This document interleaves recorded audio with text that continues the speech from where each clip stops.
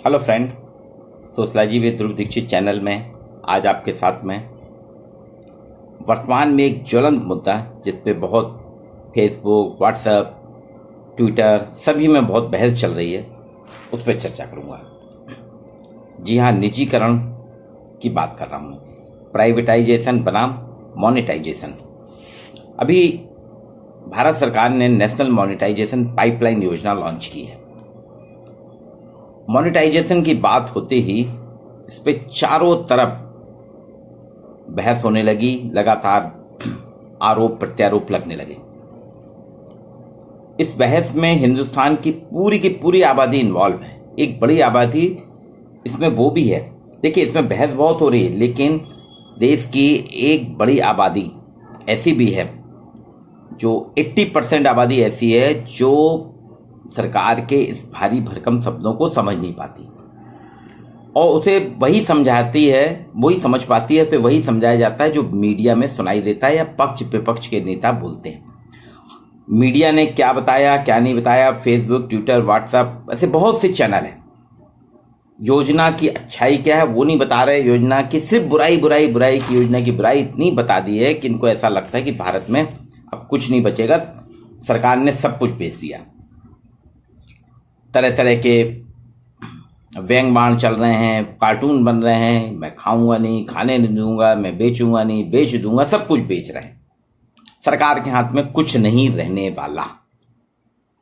ये इस तरह के आरोप प्रत्यारोप लग रहे हैं और इसको कोई जानने का प्रयास ही नहीं कर रहा है। निजीकरण हो गया और कुछ लोग समझा रहे हैं कि हो गया है, कुछ कह रहे हैं नहीं हुआ है।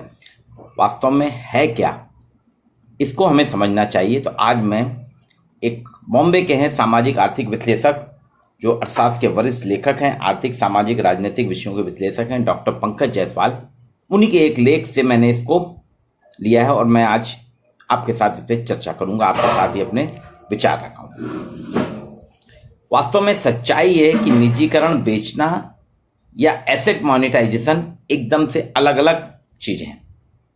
निजीकरण, बेचना और एसेट मोनेटाइजेशन, जो बात सरकार कर रही है एसेट मोनेटाइजेशन की, प्राइवेटाइजेशन या निजीकरण की बात नहीं कर रही है, दोनों अलग अलग है।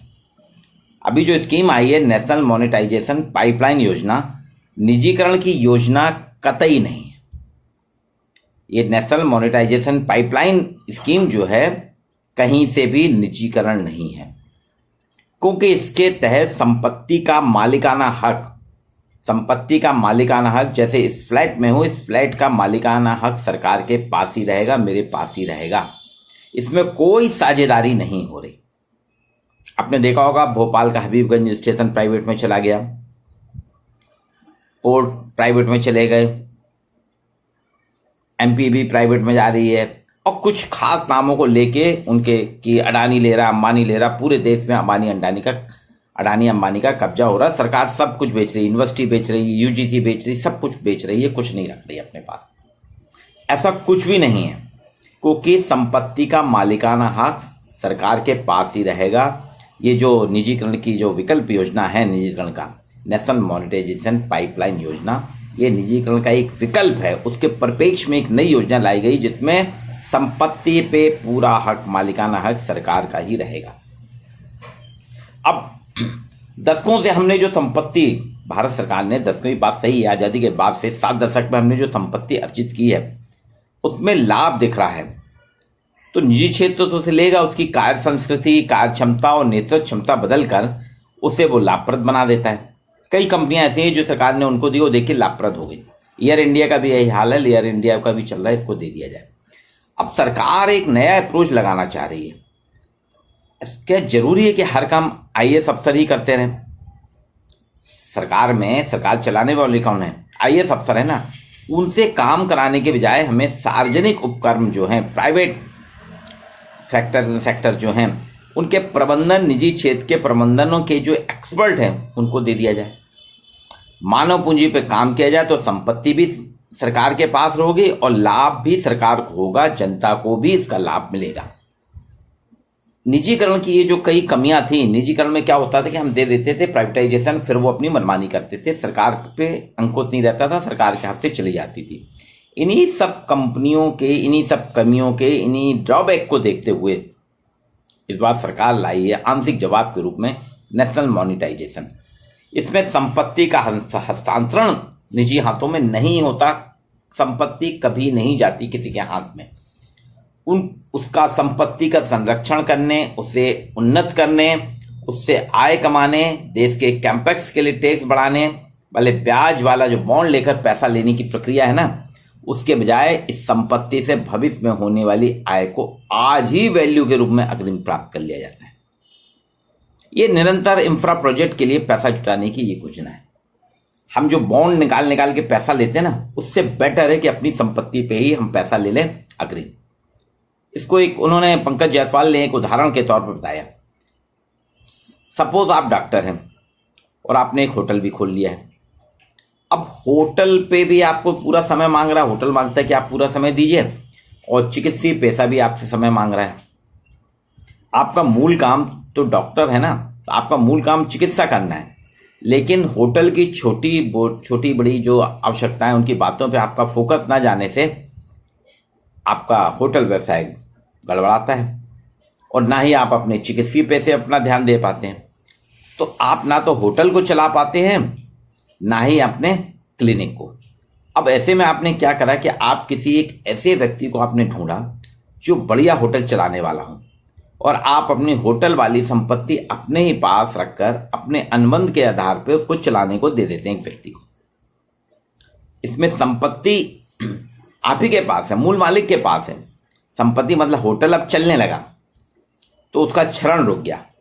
एक एक्सपर्ट को आपने दे दिया होटल चलाने के लिए कि भाई आप चलाइए, तो उसका देखिए चलने लगा। अभी होटल लिया दिया चल रहा था, आप चिकित्सा पैसा भी नहीं कर पा रहे थे, तो होटल का क्षरण रुक गया, उसका संरक्षण हो गया, संपत्ति मालिक को आय भी होने लगी, और होटल चलाने वाले को भी लाभ हो रहा, क्योंकि 2-3 करोड़ की बनी बनाई होटल की बिल्डिंग उसको मिल गई, इंफ्रास्ट्रक्चर मिल गया, उसको उतना पैसा नहीं लगाना पड़ा। और ज्यादातर होटल देश विदेश में इसी आधार पर चल रहे हैं, कोई नई बात नहीं है ये।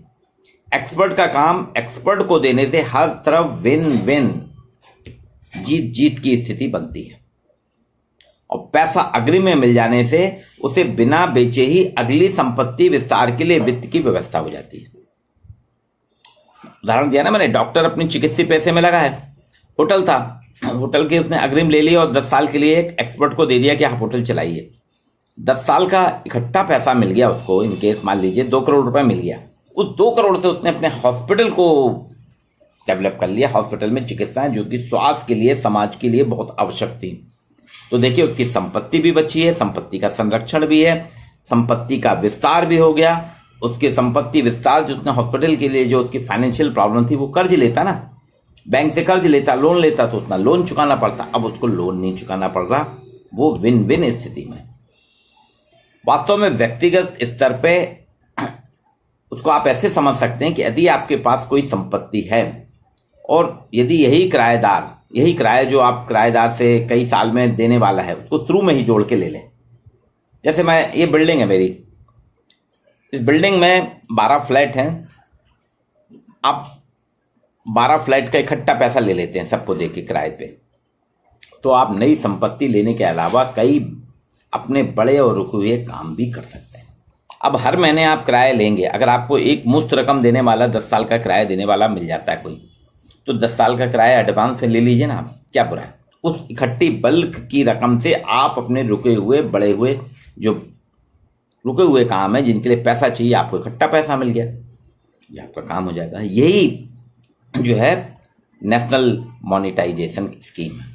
अब दुनिया के स्तर पर एसेट मॉनिटाइजेशन कैसे काम करता है, नेशनल लेवल पे, वर्ल्ड लेवल पे आप देखिए, ग्लोबल लेवल पे एसेट मॉनिटाइजेशन कैसे काम करता है। एसेट मॉनिटाइजेशन एक पुराना और मान्य सिद्धांत है, कोई आज का नहीं है, ये ओल्ड प्रिंसिपल है। दुनिया भर में जिसमें सरकार, पब्लिक, प्राइवेट क्षेत्र अपने अपने एसेट को मोनेटाइज कर पैसे की व्यवस्था करते हैं। जैसे कोई सरकार हाईवे का निर्माण कर रही है, अभी भारत में चारों तरफ हाईवे बन रहे हैं, और हाईवे की उम्र मान लीजिए 25 से 50 साल है। अपन 25 साल मान के चलते हैं। एक हाईवे जो बनाया है, जैसे जौलपुर सिवनी हाईवे बनाया है, या इलाहाबाद नागपुर हाईवे बनाया है, इसकी उम्र 25 साल है। 25 साल हाईवे की उम्र है। अब हाईवे के रख रखाव के लिए टोल कलेक्ट करना पड़ता है। उसके लिए किसी को दिया जाता है। टोल भी तो कलेक्ट करना पड़ेगा ना, सरकार के पास इतने एसेट नहीं है कि टोल भी सरकार कलेक्ट करे, इसलिए सरकार उसको किसी को दे देती है। उसके अनुमान से वह टोल वाला व्यक्ति प्रति वर्ष 10 करोड़ का टोल देगा। सरकार ने कितनी गाड़ियां आ जा रही हैं, गाड़ियों के आने जाने आवाजाही के आधार पे लगाया, तो ऐसा लगा कि प्रति वर्ष 10 करोड़ का टोल टैक्स देगा और बड़े दर के हिसाब से पूरे 25 साल के दौरान वो 400 करोड़ का टोल देगा। सरकार का एक कैलकुलेशन है, अर्थशास्त्रियों ने निकाल के दिया कि एक साल में 10 करोड़, तो 25 साल में एवरेज उन्होंने हर साल थोड़ा थोड़ा इंक्रीज करके उन्होंने कहा 400 करोड़ का टोल देगा। अब सरकार को यह 400 करोड़ का टोल कलेक्शन एक साल में नहीं मिलेगा, उसे आगे आने वाले 25 साल में धीरे धीरे मिलेगा। भाई 400 करोड़ का टोल कलेक्शन एक साथ नहीं मिलेगा ना, वो मिलेगा 25 साल में धीरे धीरे मिलेगा। ऐसे में सरकार अब क्या करती है, वह किसी ऐसे फंड के पास जाती है जो इस टोल का 25 साल का अधिकार उसे लेकर 400 करोड़ आगे आने वाला है वह आज दे देता है, तो उसकी वैल्यू रहती है, उसकी नेट प्रेजेंट वैल्यू रहती है और बराबर का पैसा उस निवेशक से वो ले लेती है और टोल संग्रह का अधिकार उसे दे देती है। देखिए 25 साल में जो पैसा मिलना था उसने एक प्राइवेट पार्टी को जो कि टोल कलेक्शन कर सकता है उसको दे दिया और 400 करोड़ उससे ले लिया। अब सरकार उस 400 करोड़ को किसी कल्याणकारी योजना में लगा देगी। और यहां ध्यान रखिए, सरकार ने हाईवे बेचा नहीं है, उसे एक निश्चित अवधि के लिए जो आय साल दर साल आती है उसे इकट्ठा ले लिया और साल दर साल एक पार्टी को टोल कलेक्शन करने के लिए दे दिया। अब इस जो एकत्र हुआ है 400 करोड़ रुपए आए इकट्ठा आय से पुनः नए इंफ्रास्ट्रक्चर में लगाती है।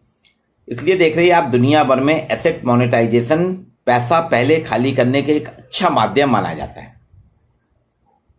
और बिना संपत्ति बेचे हम पैसा प्राप्त कर लेते हैं, क्योंकि इंफ्रा प्रोजेक्ट की उम्र 25 से 50 साल होती है। कोई भी इंफ्रा प्रोजेक्ट जो होते हैं उसकी उम्र 25 से 50 साल होती है।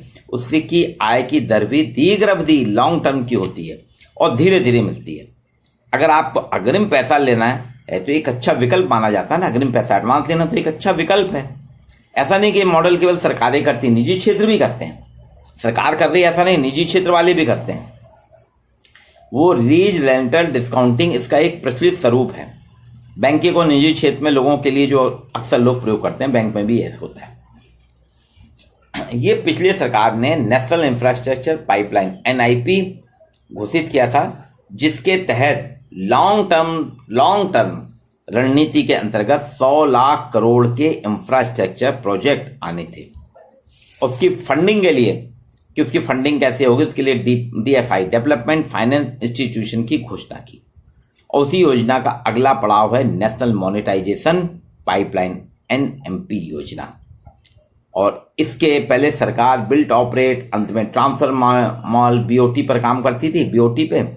अब इस मॉडल में सरकार कोर संपत्तियां जो ब्राउन फील्ड संपत्तियों के रूप में चिन्हित हैं, ब्राउन फील्ड संपत्ति उनका मतलब जिस पर खर्चा और फोकस दोनों लगना है, जिस पर खर्चा भी होना है और फोकस भी करना है, उनका मोनेटाइजेशन मोटी मोटी अवधारणा के रूप में हम देखें, पहला ऑपरेट मेंटेन, अंत में ट्रांसफर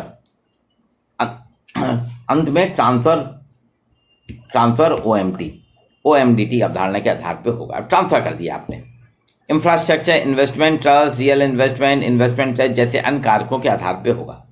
इसमें आम आदमी भी भागीदार हो सकता है एक निवेशक के रूप में। अब ये जो प्राइवेटाइजेशन आपने देखा होगा, आपके मोबाइल में जितने भी फेसबुक हैं, ट्विटर हैं, व्हाट्सएप हैं, इसमें बहुत आता है। कार्टून बनाते हैं कि सरकार ने सब कुछ भेज दिया, सरकार के पास कुछ नहीं आई। 2014 के बाद पहले की पूर्ववर्ती सरकारों ने जितनी संपत्ति बनाई थी आजादी के बाद, वो सारी बेच दी, फुटपाथ पे ला दिया, सड़क पे ला दिया, सरकार खत्म कर दे रही है देश को। ऐसा कुछ भी नहीं है, ना ऐसा कुछ होने वाला है। मैंने आपको बताया ना एक उदाहरण, जैसे मैं एक प्रोफेसर हूं, मैं कॉलेज में पढ़ाता हूं और मैंने एक बिजनेस भी डाल लिया। मैंने एक दुकान खोल ली, शॉपिंग मॉल खोला जबलपुर में, मैंने उसमें एक शॉप ले ली और कपड़ों की दुकान डाल ली, लग्जरी आइटम की दुकान डाल ली। अब शॉपिंग मॉल सवेरे 9 बजे से चालू हो जाता है और रात के 10 बजे तक चलता है। मैं कॉलेज में पढ़ाने जाता हूँ सवेरे 9 बजे से लेके दोपहर 2 बजे तक। अब 9 से 2 के बीच के पीरियड में मुझे या तो कॉलेज में रहना पड़ेगा या कॉलेज से भाग के शॉपिंग मॉल में जाऊंगा कि वहाँ जो कर्मचारी हैं काम कर रहे हैं ठीक से नहीं कर रहे हैं। और जब मैं शॉपिंग मॉल में जाता हूँ दोपहर के बाद तो घर भी समय कम दे रहा हूँ, शॉपिंग मॉल में ज़्यादा ध्यान दूंगा। कल जो मुझको पढ़ाना है उस लेसन की तैयारी नहीं कर पाऊंगा, पढ़ाने की तैयारी नहीं कर पाऊंगा। क्या होगा, धीरे धीरे कॉलेज में मेरी स्थिति डामाडोल होगी, छात्रों के बीच में मैं अलोकप्रिय प्राध्यापक बन जाऊंगा, मैनेजमेंट कहेगी आप क्या कर रहे हैं। और दूसरी चीज, वहाँ जो मॉल में मेरी शॉप है उस पर भी पूरा समय नहीं दे पाऊंगा। इसलिए मैंने क्या करा, प्रोफेसरी जो कि मेरा मूल एसेट्स है, मूल व्यवसाय है, मूल कर्तव्य है, उसको मैं कंटिन्यू कर रहा हूं कि जब तक मैं रिटायर नहीं हो जाता तब तक मैं प्रोफेसरी करूंगा। और मैंने अपने एक मित्र को जो व्यवसायी प्रवृत्ति के हैं लेकिन उनके पास पैसा नहीं है, उनको मैंने वो अपनी शॉपिंग मॉल की दुकान दे दी। मैंने कहा कि साल भर में मेरे को इससे 10 लाख रुपए आते हैं, मैं आप मुझको 1 करोड़ रुपए एडवांस में दे दीजिए, मैं आपको दे रहा हूं पूरा जो मटेरियल सब है, अब आप इसको चलाइए, प्रॉफिट लीजिए। मेरे मित्र के पास उतने पैसे नहीं थे कि पूरी एक बिल्डिंग, क्योंकि मैंने तो परचेज करी ना, मैंने वो दुकान शॉपिंग मॉल में पहले पैसा दे के, घर का पैसा था, पिताजी का पैसा था और कुछ पैसा था, तो मैंने उसको दे के खरीद लिया था मॉल वाले से, जो मॉल का मालिक था। तो वो मुझको मिल गई थी जो दुकान वहां पे 50 लाख की मिल गई थी। बाद में मैंने कुछ मटेरियल करा, ऐसे मैंने जो पैसा डाला था वो मेरे मित्र को भी उतना करना, उनके पास पूंजी नहीं थी, वो एक शॉप खरीद सकें, कर सकें। अच्छा, किराए भी उनको इतना प्राइम लोकेशन पे मिल नहीं रही थी, शहर के बाहर मिल रही थी। अब ये प्राइम लोकेशन में दुकान मिल गई तो उन्होंने मुझको एडवांस दे दिया 10 साल का, और उस 10 साल का पैसा देके वो दुकान चलाने लगे, उसमें आय करने लगे। अब मुझको जो इन 10 साल का एडवांस मिल गया, इससे मैं अपने लिए कुछ और जो काम करना है टीचिंग में, जैसे मेरे को ऑनलाइन टीचिंग करना है या और भी एसेट्स वगैरह बनाना है, तो मैं आराम से बना सकता हूं, या मैं अपने बच्चों के भविष्य के लिए उसको योग कर सकता हूं।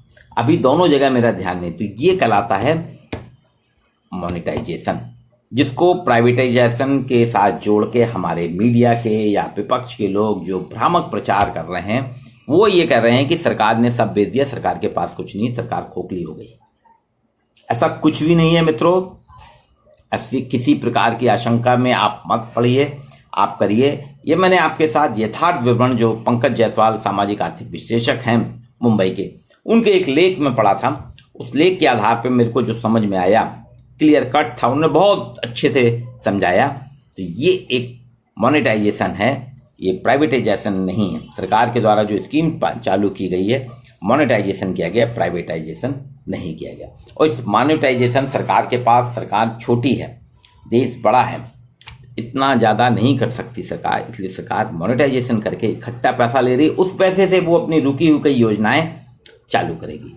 कई बार होता है ना, सरकार कहती है हमारे पास पैसा नहीं है, मेट्रो के लिए हमारे पास पैसा नहीं है, फ्लाईओवर बनाने के लिए पैसा नहीं है, या वेलफेयर की स्कीम चलाने के लिए पैसा नहीं, हम क्या करें, सरकार नहीं चलाती। तो सरकार ऐसे पैसा इकट्ठा लेके और दूसरों को दे रही, एक्सपर्ट को दे रही। आईएएस अफसर एक्सपर्ट नहीं होता, आईएएस अफसर होटल नहीं चला सकता, आईएएस अफसर हॉस्पिटल नहीं चला सकता, आईएएस अफसर रोड नहीं बना सकता, वो जो योजनाएं आती हैं उसको इम्प्लीमेंट करने के लिए फाइल चला सकता है।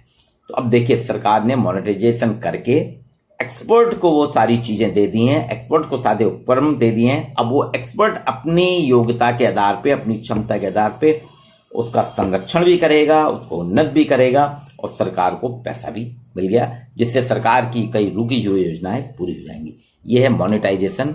इसलिए इसको आप प्राइवेटाइजेशन बना मोनेटाइजेशन को अच्छे से समझ लिए। आपको ये वीडियो कैसा लगा, कृपया इसको लाइक करिए और अपने मित्रों के बीच में मेरे channel, YouTube channel sociology with Dhruv Dixit को सब्सक्राइब कराइए। आप भी सब्सक्राइब करिए और अधिक से अधिक लोगों को बताइए। मैं आपको नए विचार, नए आइडियाज, नई थ्योरीज जो कि क्लिष्ट हैं, उनको बहुत सरल भाषा में आपके साथ प्रस्तुत करूंगा और आपके साथ देता रहूंगा। पहले भी मैंने बहुत सी चीजें दी हैं, आगे भी दूंगा। कृपया आप मेरे चैनल को लाइक कीजिए और सब्सक्राइब कीजिए।